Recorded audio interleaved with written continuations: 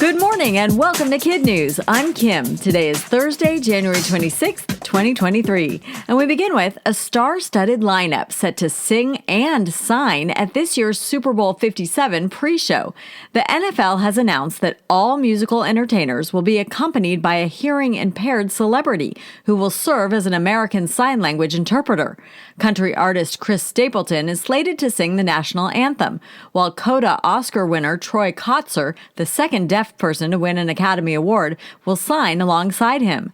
Babyface will sing America the Beautiful, with Colin Denny, a member of the Navajo Nation, signing. And Abbott Elementary star Cheryl Lee Ralph will perform Lift Every Voice and Sing, with TikTok star Justina Miles signing by her side. The NFL Conference Championship this Sunday will determine which two teams will take the field after the pre-show entertainment. The Super Bowl halftime headliner will be Rihanna. Kickoff is February 12th at 4:30 Mountain Time at the State Farm Stadium in Glendale, Arizona. After years of watching and waiting, scientists say a huge piece of Antarctica's Brunt ice shelf has finally broken free. The British Antarctic Survey said Monday the chunk of ice is just under 600 square miles, roughly the size of 2 New York cities. This is the second major break in the ice shelf, known as calving, in 2 years, and this one was long predicted due to cracks that developed a decade ago. While the last break was attributed to climate change, scientists say this one occurred as part of the natural behavior of the ice shelf. The iceberg will be named by the U.S. National Ice Center, and researchers expect it to drift out to sea. Residents of New York City are not seeing much ice or snow this year. According to the New York Times, if the city stays snowless until this Sunday, it will be the longest stretch of winter without snow since 1973. While 2 recent storms dumped a ton of powder upstate, New York City's precipitation so far has only been rain due to the lack of cold air hanging around. Aside from the absence of snowballs and snow days off of school, meteorologists say there's really no long-term issue with the lack of snow, as more than enough rain has fallen to avoid a drought.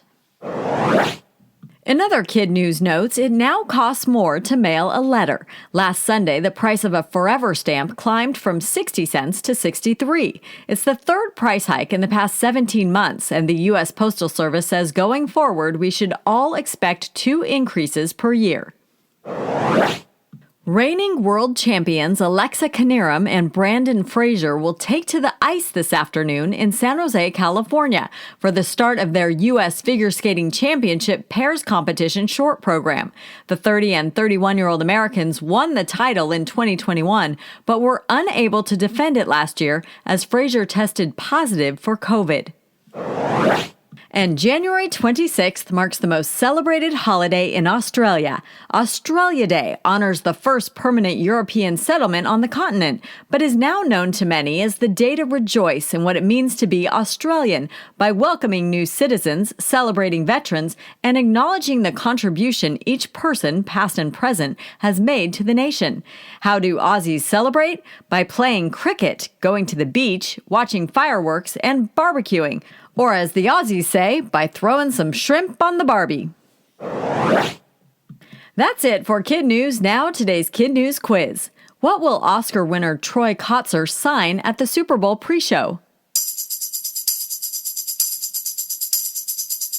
The national anthem. How many square miles is the iceberg that broke off the Brunt ice shelf? Just under 600. What is the new price of a Forever stamp?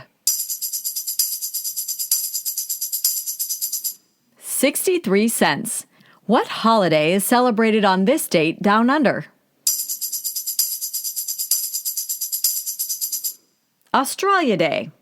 In today's KidNuz Kicker, if you love Grandma's cooking, we've got just the place for you. It's a restaurant on Staten Island, New York, featuring a menu made and cooked by a group of international women known as Nonnas of the World.